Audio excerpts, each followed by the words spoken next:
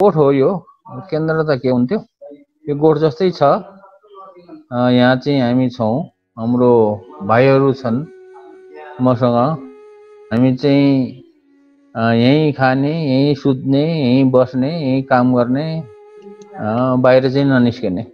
सबैले मलाई चाहिँ एउटा वैज्ञानिक भन्छन् अथवा आविष्कारक भन्छन्, तर मैले चाहिँ के भन्छु भने म वैज्ञानिक पनि होइन, आविष्कारक पनि होइन, म चाहिँ गोठालो हो भन्छु। यो सबै काम गर्दाखेरि गाउँमा गरेको, अघि भनेको यो सामुदायिक विकासको लागि गरेको काम र अहिले यो राष्ट्रिय आविष्कार केन्द्रमा गरेको काम, जति पनि कामहरू गर्छु, यो सबै कामहरू गर्दाखेरि मैले चाहिँ यो भाइ बहिनीहरूसँग नै गर्ने हो, तर खास काम चाहिँ मैले गर्ने होइन। मैले चाहिँ के हो त भन्दाखेरि मेरो भूमिका भनेको उनीहरूलाई चाहिँ प्रोत्साहन गर्ने, उनीहरूलाई मैले सकेको चाहिँ उनीहरूलाई सहयोग गर्ने। यो मानेमा चाहिँ के हो भने म सबैको गोठालो हो त्यो उनीहरूको। मैले गोठालै भन्छु। मलाई अब गोठालोकै काम गरिरहेको छु। प्राय जसो भन्नाले अधिकांश यो 30 वर्षभन्दा माथिको मान्छेहरूसँग मैले कामै गरेको छैन। 30 वर्षभन्दा माथिको मान्छे मेरो अलिक पारा पनि मिल्दैन। सबै साथीहरू भनेकै 17-18 वर्षदेखि लिएर यो 24, 25, 26, 27 वर्षसम्म र बढीमा 30 वर्षसम्मको साथीहरू मेरो साथीहरू हो।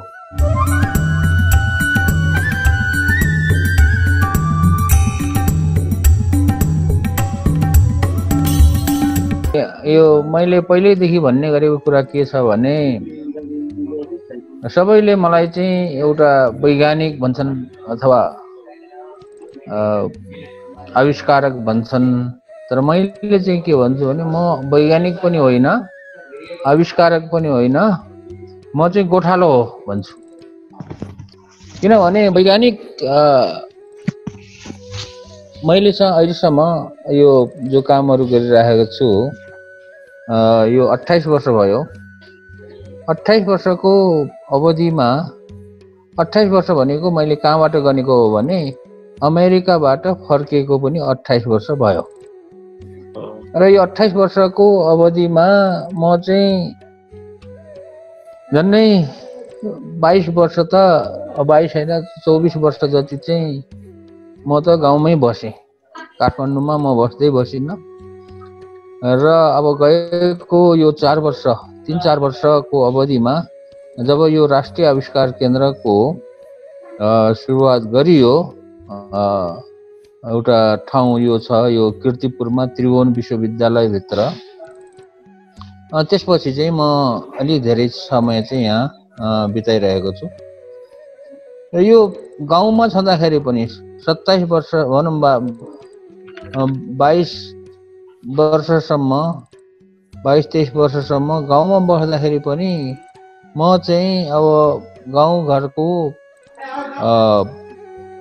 भाइ बहिनीहरू, अब खास गरी युवाहरूसँग चाहिँ विभिन्न किसिमको सामुदायिक विकासको कामहरू गरियो। त्यो सामुदायिक विकासको काममा चाहिँ यो शिक्षाको क्षेत्रमा काम गरियो। शिक्षालाई कसरी सुधार्न सकिन्छ अब स्कुलहरूमा, विद्यालयहरूमा, अनि स्वास्थ्यको क्षेत्रमा अब गाउँघरमा जहाँ चाहिँ अस्पताल छैन, डाक्टरहरू छैनन्, त्यहाँ अब साधारण एउटा प्राथमिक उपचार जस्तो किसिमका कामहरू आवश्यक परेको बेलामा कसरी गर्न सकिन्छ भन्ने काम गर्दाखेरि अब यो सामुदायिक क्लिनिकहरू बनाउने कामहरू पनि गरियो। अनि आय आर्जनको काममा चाहिँ गाउँघरमा गर्न सकिने विभिन्न किसिमको आय आएको कामहरू, त्यो मैले गरेको चाहिँ यो हाते कागज बनाउने, अनि हाते कागजबाट चाहिँ विभिन्न किसिमको ह्यान्डिक्राफ्टहरू चिजहरू बनाउने, अनि अब त्यो जामहरू बनाउने, तरकारी खेती गर्ने, यस्ता चिज विभिन्न किसिमका चिज कार्यक्रमहरू चाहिँ पनि गरियो र यो पर्यटनमा पनि हात हाल्यो भने पर्यटकको विकास, ग्रामीण क्षेत्रमा पर्यटकहरूलाई कसरी तान्ने, पर्यटकहरू चाहिँ मेन बाटो हिँड्छन् ट्रेकिङ रुटबाट, अब त्यो ट्रेकिङ रुटबाट उनीहरूलाई चाहिँ तानेर कसरी गाउँ गाउँमा पनि ल्याएर गाउँमा चाहिँ इन्कम ल्याउने भन्ने किसिमको कामहरू पनि गरियो र त्यसमा नेपालको यो खास गरी त्यति बेला त जुन समयमा नेपालको मात्र सहरहरू मात्र इन्टरनेट आएको, काठमाडौँ भनौँ, भक्तपुर, ललितपुर, पोखरा, यो विराटनगर, यस्तो चारवटा किसिम गाउँ सहरहरूमा मात्रै इन्टरनेट आएको थियो। त्यति बेला मलाई के चाहिँ एउटा सुर गाउँमा पनि इन्टरनेट भन्ने सुर चल्यो अनि त्यही सुर अनुसार आज 20 वर्ष अगाडि गाउँमा इन्टरनेट लैजाने भन्ने अभियानहरू पनि चलाइयो, लगियो धेरै ठाउँहरूमा र अझै पनि कामहरू गरिँदैछ। यस्तो किसिमको जति कामहरू गरियो, गर्दै गर्दै जाँदाखेरि अब अहिले यो आविष्कार केन्द्र खोलेको छ। यो आविष्कार केन्द्रमा जति पनि कामहरू भइरहेको छ, यहाँ विभिन्न किसिमका भाइ बहिनीहरूले विभिन्न किसिमका आइडियाहरू ल्याउँछन्। यो सबै काम गर्दाखेरि गाउँमा गरेको, अघि भनेको यो सामुदायिक विकासको लागि गरेको काम र अहिले यो राष्ट्रिय आविष्कार केन्द्रमा गरेको काम, जति पनि कामहरू गर्छु, यो सबै कामहरू गर्दाखेरि मैले चाहिँ यो भाइ बहिनीहरूसँग नै गर्ने हो, तर खास काम चाहिँ मैले गर्ने होइन। मैले चाहिँ के हो त भन्दाखेरि मेरो भूमिका भनेको उनीहरूलाई चाहिँ प्रोत्साहन गर्ने, उनीहरूलाई मैले सकेको चाहिँ उनीहरूलाई सहयोग गर्ने। यो मानेमा चाहिँ के हो भने म सबैको गोठालो हो त्यो उनीहरूको। मैले गोठालै भन्छु, मलाई अब गोठालोकै काम गरिरहेको छु र अर्को पनि मैले के भनिरहेको छु भने अहिलेसम्म मैले अब यो जति पनि कामहरू गरिरहेको छु यो 28 वर्षको अवधिमा, यी कामहरू गर्दाखेरि प्रायःजसो भन्नाले अधिकांश यो 30 वर्षभन्दा माथिको मान्छेहरूसँग मैले कामै गरेको छैन। 30 वर्षभन्दा माथिको मान्छे मेरो अलिक पारा पनि मिल्दैन है, अनि काम पनि गरेको छैन, काम गर्ने ऊ पनि मौका पनि मिलेको छैन। किनभने मान्छेको एउटा के हुने रहेछ भने यो मनुष्य चोलामा अब 30 वर्ष पुगेपछि मान्छेहरू आफ्नो प्रायःजसो मान्छेहरू आफ्नो घर गृहस्थीमा चाहिँ व्यस्त हुने, अल्मलिने घर गृहस्थीमा व्यस्त हुने, कसैको व्यवसाय हुन्छ, कसैको नोकरी हुन्छ, कसैको के हुन्छ, आफ्नो परिवार हुन्छ, परिवारलाई पाल्नको लागि अनेक उपायहरू गर्नु पर्यो।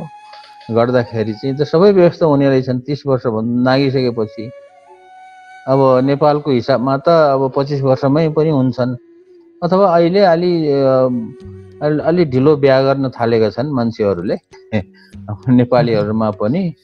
अनि त्यसले गर्दाखेरि 30 वर्षभन्दा माथिको 30 वर्ष कटेको मान्छे त मेरो साथी हुँदैन। सबै साथीहरू भनेकै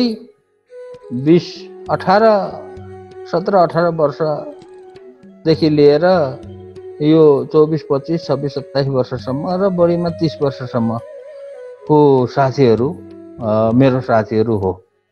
र यो युवाहरूसँग अब म त 65 वर्ष पुगिसक्यो होइन, मैले के भन्छु भने म त 30 वर्षको छु भन्छु मैले आफूले। कुरा मिलाउनलाई अब त्यो पनि आफू 30 वर्षको हुनु पर्यो, किनभने अब म चाहिँ 65 वर्षको छु भन्ने अनि काम कुरो चाहिँ सङ्गत चाहिँ अब युवाहरूसँग गर्दाखेरि 30 वर्षभन्दा मुनिको युवाहरूसँग गर्दाखेरि त्यो कुरा चाहिँ नमिल्ने रहेछ। त्यस कारणले यो सबै कुराहरू जुन छ तपाईँले भन्नुभयो कि जीवनको यो आयाम भन्नुभयो होइन, अब एउटा जन्मेपछि अब अनेक कुराहरू गर्नु पर्यो।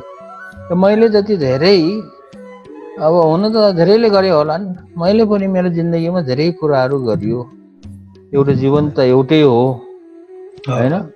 अब जति बाँचिन्छ त्यति समयसम्मको जीवन हो त्यो पनि। अब 60 वर्ष बाँचियो भने 60 वर्षको जीवन भयो, 70 वर्ष 80 वर्ष जति बाँचिन्छ त्यो जीवन भयो। जीवन त एउटै हो हैन, लामो र छोटो मात्र हो। कसैको अलि लामो होला, कसैको चाहिँ अलि छोटो होला। तर अब जीवनमा चाहिँ के भन्दाखेरि अनेक कामहरू गरिन्छ। अब अनेक कामहरू गर्दाखेरि मैले एउटा के अनुभव मैले सोचेको हो भने यो सबै कामहरू गर्ने चाहिँ के हो त भन्दाखेरि यो मानिस एउटा यो विचित्रको प्राणी भएको हुनाले यो गर्छ। मानिस विचित्रको प्राणी यस मानेमा हो कि यो चाहिँ धेरै लोभी हुन्छ। लोभी अब जब लोभ हुन्छ, अब लोभ भएपछि अब यसले विचित्र विचित्र किसिमको कामहरू गर्न थाल्छ। अब जनावरहरूमा के हुन्छ, तिनीहरूसँग लोभ हुँदैन, त्यस कारणले उनीहरूलाई त्यति विचित्र किसिमको अनेक किसिमको कामहरू गर्नु पर्दैन पनि आउँदैन पनि। तर मैले जो आफ्नो जिन्दगीमा एउटा भोगेको कुरा के हो भने यो बहु आयाम भन्नुभयो, धेरै आयामहरू भन्नुभयो। त्यो आयामहरूमा चाहिँ मेरो चाहिँ के हो छ भने खास गरी यो बाध्यताले मेरो जीवनको चाहिँ मैले हिसाब गर्दा हेर्दाखेरि मैले आफ्नो जीवनलाई आफैले फर्केर त हुन त मैले जीवनलाई त्यति फर्केर चाहिँ पछाडि चाहिँ मैले जीवनलाई अगाडि मात्रै हेर्छु र यो पछाडि फर्केर हेर्दाखेरि अब मैले चाहिँ के छ, मैले के भन्छु भने मैले धेरै किसिमको कुराहरू बेहोरे अनुभवहरूसँगले।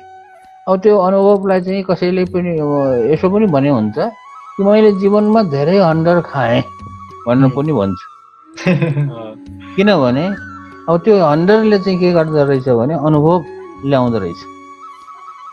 जस्तो म भन्छु कि वास्तवमा मैले अहिलेसम्म जे गरिरहेको छु र अहिलेको अवस्थामा जो छु कसरी आइपुग्यो होला जस्तो लाग्छ क्या कहिले कहिले। हजुर, अब सोच्दाखेरि त्यो सोध्छु मैले। किन सोध्छु भनेदेखि वास्तवमा जुन समयमा म जन्मे र भर्खरै बामे सर्न थालेँ मेरो जीवनमा, त्यति बेला हाम्रो गाउँमा कसैले पनि छोराछोरीलाई पढाउने भन्ने कुरा थाहा थिएन। 10 क्लाससम्म पढ्दाखेरि के हुन्छ, 10 क्लाससम्म पढेपछि के हुन्छ भन्ने पनि थाहा थिएन। न त मेरो बाबाआमालाई थाहा थियो, न त गाउँको कोही मान्छेलाई थाहा थियो, किनभने कोही पनि पढेको मान्छे थिएन। सिर्फ मेरो बुवाले के भन्नुभयो भने एउटै घटनाले गर्दाखेरि, मेरो बुवाको एउटा घटना, एउटा सोचाइ के थियो भने उहाँलाई आएको सोचाइ, अचम्मको सोचाइ, जुन बेलामा अरूले चाहिँ एकदमै अचम्म मानेको हो र मलाई पनि अहिले अचम्म लाग्छ। मेरो बुवाको अचम्मको सोचाइ के थियो भने छोरालाई जसरी पनि के अरे मेट्रिक पास गराउने, किनभने हाम्रो पालामा एसएलसीलाई चाहिँ मेट्रिक भन्थ्यो है। अब त्यो मेट्रिक भनेको के मलाई पनि थाहा थिएन। मेरो बुवाले चाहिँ मेट्रिकसम्म भन्ने कुरा कसैले बोलेको सुन्नुभयो होला हैन। अब त्यो उहाँले त्यो त्यति कदम नचालिदिएको भएदेखि म जुन अवस्थामा छु अहिले त्यो हुनै थिएन क्या, पटक्कै हुने थिएन। किनभने यदि त्यो बुवाले मलाई त्यो पढाउँछु, मेट्रिकसम्म पढाउँछु भनेर अनि पहाडबाट चाहिँ बसाइसराई गरेर चितवनमा नझारेको भए म के हुन्थ्यो भने पहाडमा बस्थेँ। यदि म पहाडमा बसेको भए के हुन्थ्यो भने म चाहिँ लाउरे हुन्थ्यो होला। लाउरे हुन्थ्यो होला, किनभने सबै साथीहरू लाउरे हुन्थे त्यति बेला। अनि लाउरे नभएको भए के हुन्थ्यो भने ढाक्रे हुन्थ्यो अथवा गोठालो होइन कि। लाउरे भएपछि त अब लाउर गएपछि अब बेग्लै कुरा भयो। लाउर जान नपाएपछि के हुन्थ्यो भने गाउँमा बस्ने अब खेती किसान गर्ने ढाकरे हुन्थ्यो।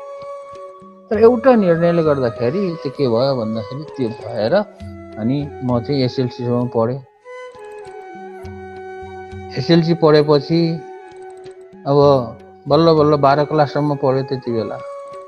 अनि 12 क्लास पछि चाहिँ मैले कलेजमा जानु पाएन अथवा ब्याचलर्स डिग्रीमा चाहिँ भर्ना हुनु पाएन। भर्ना हुन नसकेपछि घरको आर्थिक अवस्थाले अनि म चाहिँ टिचर भएँ। टिचर भएर चितवनमा चाहिँ 13 वर्ष पढाएँ। 13 वर्ष पढाएँ हैन। त्यो भनेको के हो भने म 31 वर्षसम्म त्यो म यसरी पढाउँदै 18 वर्षमा म चाहिँ शिक्षक भएको हो 12 क्लास पास गरेर। अनि 13 वर्षसम्म पढाइयो। चितवनको विभिन्न स्कुलहरूमा पनि पढाएँ। 4वटा स्कुलमा, Birendranagar school, Khaireni high school, Nepal high school र दिव्यनगर हाई स्कुल पढाएँ। अब पढाएपछि 31 वर्षको भएँ हेर्नुहोस्। तर 31 वर्षसम्म यसरी भनौँ न स्कुलमा पढाएँ। अब धेरै विद्यार्थीहरूलाई पढाइयो। 13 वर्षमा त धेरै विद्यार्थी पढाइयो र पढाउँदाखेरि 31 वर्षसम्म मैले जीवनमा के पनि सोचेको थिएन भने अब कलेज जाने, कलेज पढ्ने भन्ने कुरा त सोचेकै थिएन मैले हैन। जसरी मेरो बाबाले चाहिँ जस्तै चाहिँ यहाँ चितवनमा ल्याएर एसएलसी नपढाएको भए मैले त्यो एसएलसी भनेको के हो थाहा पनि थिएन मलाई। खैरेनी माईबाटै हो सर एसएलसी पास हजुरको? हो, खैरेनीबाट। अब भनेपछि सालको ब्याज हजुर? 27 सालको ब्याज। अब के भयो भने एउटा कहानी यहाँ जोड्नु पर्ने कुरा के छ भने अब 31 वर्षसम्म कलेज नगएको नपढेको मान्छे, जागिर खाएर बसेको मान्छेले अब कसैले पनि कल्पना गर्दैन क्या। अब यो मान्छेले कलेज गएर पढ्ला भनेर त कसैले कल्पना गर्दैन। त्यो आफूले पनि कल्पना गर्दैन। मैले पनि कल्पना गरिनँ कि म अब कहिले कलेज गएर पढौँला, के होला भन्ने कुरा। तर भयो, त्यस्तो भयो। म 33 वर्षको उमेरमा खैरेनी हाई स्कुलमा 73 वर्ष चितवनको स्कुलहरूमा 73 वर्ष पढाएर 33 वर्ष पुग्दाखेरि बल्ल अमेरिकामा ब्याचलर्स डिग्री पढ्न पाएँ।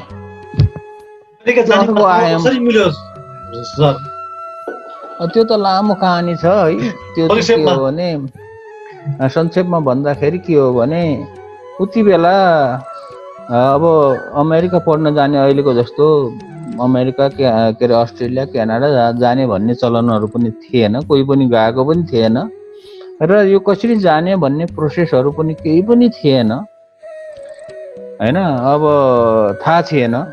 अब कोही गाइड गर्ने कोही पनि मान्छे, कन्सल्टेन्सीहरू पनि थिएनन् हैन।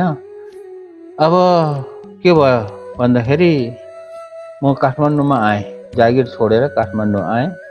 अनि त्यहाँ एउटा अमेरिकन लाइब्रेरी भन्ने थियो न्यु रोडमा। लाइब्रेरीमा त्यो अमेरिका पढ्न जाने कसरी भन्ने किसिमका इन्फर्मेसनहरू पाउने किताबहरू रहेछ। अनि त्यही किताबहरू हेरेर अनि त्यति बेलाको सिस्टम अनुसार पत्राचार यत्रउत्र गरेर भनौँ न यो भयो के कस्तो भने चिट्ठा पढे जस्तो कुरा भयो त्यति बेला हैन। अब अहिलेको जमानामा भयो भने 33 वर्षको मान्छे अब कसरी पढ्न जान्थ्यो होला हैन। भिसा पनि दिन्थ्यो होला सायद हैन। उति बेला त भिसा पाउन पनि सजिलो थियो। अब यो एउटा कहानी हो क्या। अब यो के हो भने एउटा आयाम थपियो त्यहाँ। त्योभन्दा अगाडि मैले के भन्दाखेरि टिचर गरेँ। 13 वर्षसम्म टिचिङ गरेँ। त्यो एउटा आयाम भयो। अब त्योभन्दा अगाडि चाहिँ के हो भन्दाखेरि गाउँमा पढियो। गाउँमा पढेर त्यो गाउँमा पढ्दाखेरि त त्यो टेक्स्ट बुक भन्ने थिएन हेर्नुहोस्। बल्ल 8 क्लासमा गएर बल्ल किताब भन्ने यस्तो हुने रहेछ भनेर किताब देखेको हामीले 8 क्लासमा। किनभने त्यति बेला पढाउने हाम्रो बुढापाकाहरूले आफूले जे जानेका थिए त्यही मुखले पढाउँथे, पार्टीमा लेखाउँथे अब त्यसरी पढियो। अब त्यो त्यो एउटा त्यो पनि एउटा आयाम हो। त्यो आयामबाट चितवनमा झरियो, एकदमै सबै कुरा नौलो, गाडी पनि देखियो, सबै कुरा नौलो पनि देखियो, सिमेन्टको घर पनि देखियो होइन। पहाडमा त सिमेन्टको घर हुँदैन होइन। अब त्यसपछि अब टिचर भइयो, त्यो 12-13 वर्षसम्म अब रुमलियो। अब त्यसपछि अचानक साइकल चलाउन सिकियो। अनि त्यसपछि अचानक अमेरिका गइयो, अमेरिकामा पनि फेरि नयाँ चिज देखियो होइन, नयाँ कुराहरू पढियो, अब नयाँ भाषा यो फेरि होइन।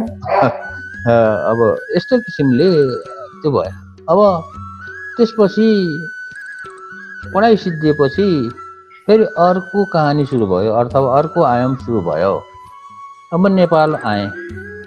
नेपाल आउँदाखेरि मैले एउटा कुरा के भनेको थिएँ भने, म आफूले र साथीहरूलाई नेपालमा गएर म जागिर खान्न भनेको थिएँ। अब नेपालमा आएँ तर के गर्ने भन्ने कुरा चाहिँ थाहा थिएन।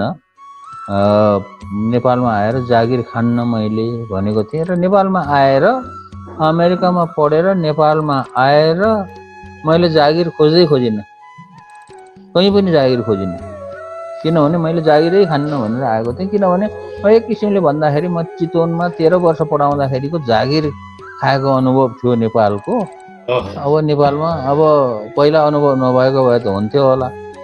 त्यस कारणले मैले नेपालमा जागिर खोजिनँ। जागिर के गर्ने त भन्दाखेरि गाउँघरतिर बरालिँदै जाँदाखेरि अचानक फेरि अर्को आयाम सुरु भयो क्या। त्यहाँ चाहिँ अर्को आयाम के सुरु भयो भन्दाखेरि कहिल्यै नगरेको, कहिले नथाहा पाएको, जान्दै नजानेको कामहरू सुरु भयो। गाउँमा बसेपछि गाउँको चाहिँ विभिन्न किसिमको समस्याहरू देखियो होइन। जस्तो अहिले मैले स्वास्थ्यको समस्या, स्वास्थ्य अब एउटा सानो औषधि गर्ने, एउटा सानो टाउको दुखेको औषधि पनि नभएको अवस्थामा, सानो घाउ चोटपटक लाग्दाखेरि के अरे उपचार गर्ने पनि व्यवस्था नभएको अवस्थामा मान्छेहरूको दुःख देखियो। अब त्यहाँ अब स्कुलहरू थिएन, स्कुलहरूमा पठन पाठन सुधार्नको लागि आफू एउटा शिक्षक भएको नाताले पहिला त्यतातिर पनि लाग्यो। अब गाउँलेहरूलाई अब त्यति बेला चाहिँ के थियो भन्दाखेरि म अमेरिकाबाट फर्किसकेपछि नेपालबाट पनि अब विदेशमा जाने लहर चलिसकेको थियो। विदेशमा जाने लहर चाहिँ अब चलिसकेको थियो। मान्छेहरू भटाभट विदेश जान थालिरहेको थियो, अरबतिर, अब मलेसियातिर, कता कतातिर। अब यो लहरको किन गयो भन्दाखेरि गाउँमा चाहिँ रोजगारीको व्यवस्था नभएको हुनाले, अभावले गर्दाखेरि गएको भन्ने कुरा त थाहा भयो। त्यस कारणले गाउँमा नै कुनै किसिमको रोजगारीको सिर्जना गर्न सकिन्छ कि भनेर विभिन्न किसिमको इन्कम जेनेरेटिङ कार्यक्रमहरू पनि सुरु गरियो। अब त्यो पनि जानेर सुरु गरेको होइन, नजानी सुरु गरियो होइन। जति पनि कामहरू गरियो अब गाउँघरमा। अनि अहिले मैले भने यो वायरलेस नेटवर्किङको काम पनि गरेर इन्टरनेट लैजाने भन्ने काम पनि गरियो र अब यस्तो अरू थुप्रै कामहरू गरियो, वृक्षारोपण गर्ने कामहरू गरियो।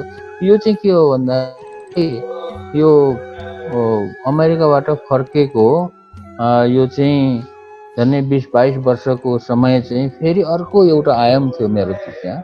जुन समयमा चाहिँ विभिन्न किसिमको काम जानी नजानी गरियो, जानी नजानी गरियो।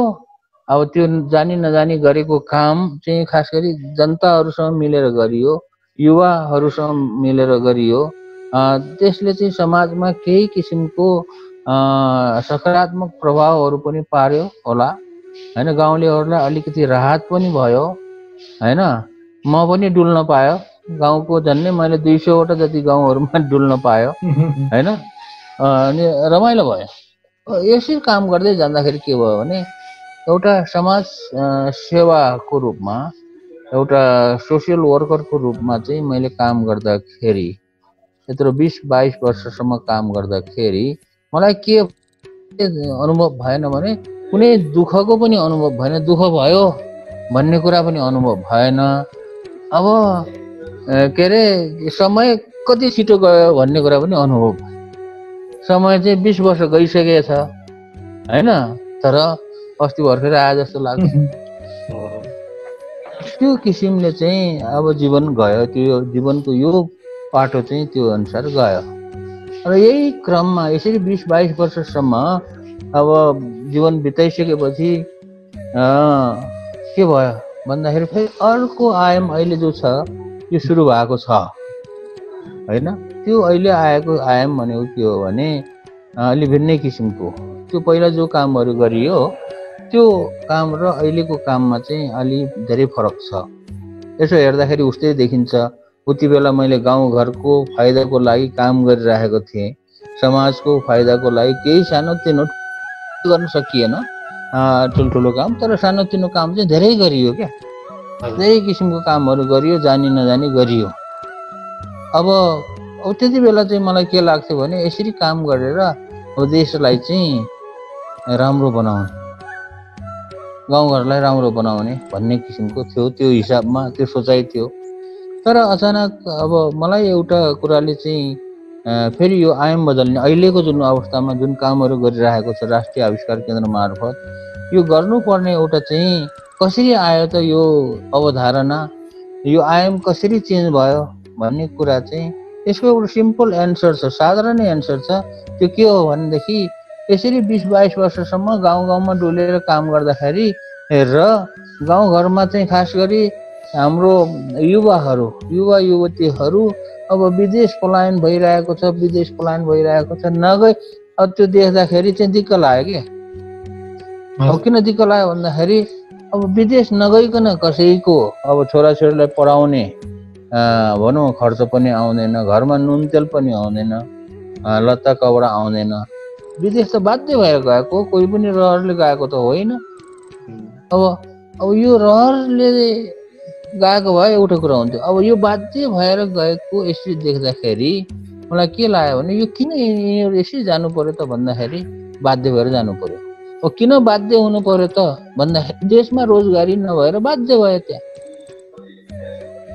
अब रोजगारी भएको भएदेखि त उनीहरू जाने थिएनन् होला। अब देशमा किन रोजगारी भएन भन्दाखेरि त देशमा रोजगारी सिर्जना गर्ने अब कुनै चिजै छैन त। देशमा रोजगारी सिर्जना गर्नुको लागि हुनु पर्यो उद्योग धन्दा, कल कारखाना हैन, अब हुनु पर्यो।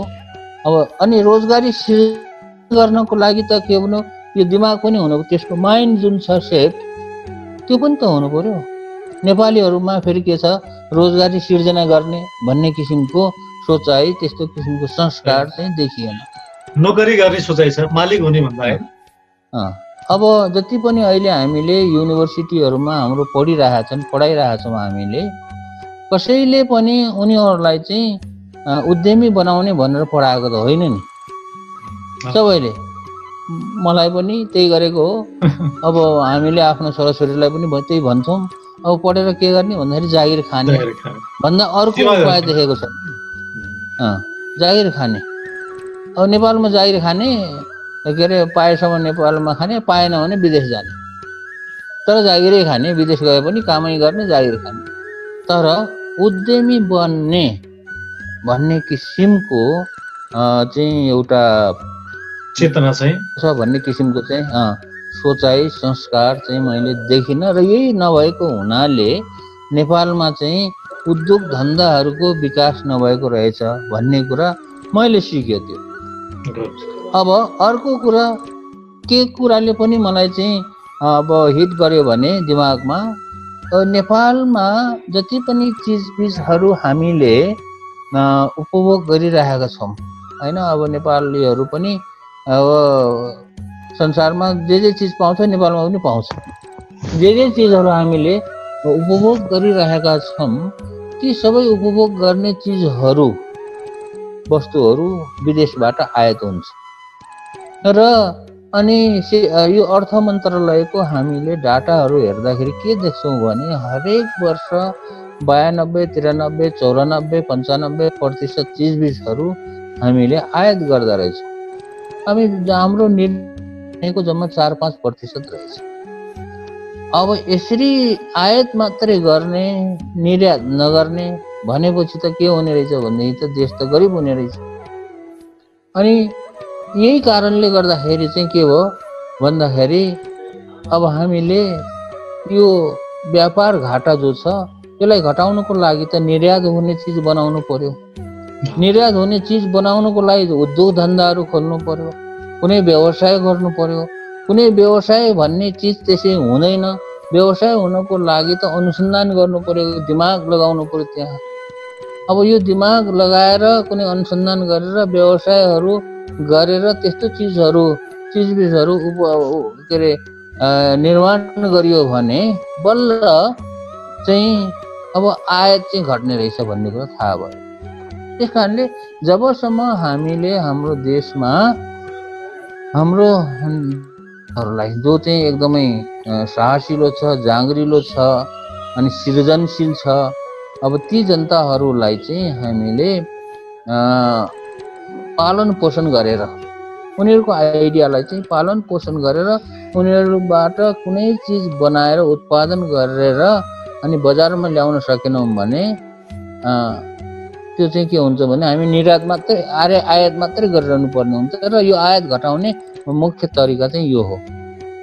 त्यस कारणले यो आयात घटाउने क्रममा यो विभिन्न किसिमको उद्योग धन्दाहरू खोल्ने क्रममा र यो चाहिँ उद्यमी बन्ने क्रममा चाहिँ के हुन्छ त भन्दाखेरि रोजगारीको सिर्जना हुन्छ। रोजगारीको सिर्जना भएपछि हाम्रो मान्छेहरू त विदेशमा जाने परेन। त्यस कारणले यो जुन छ यो अहिलेको जुन आयाम छ यो अन्तिम आयाम हो।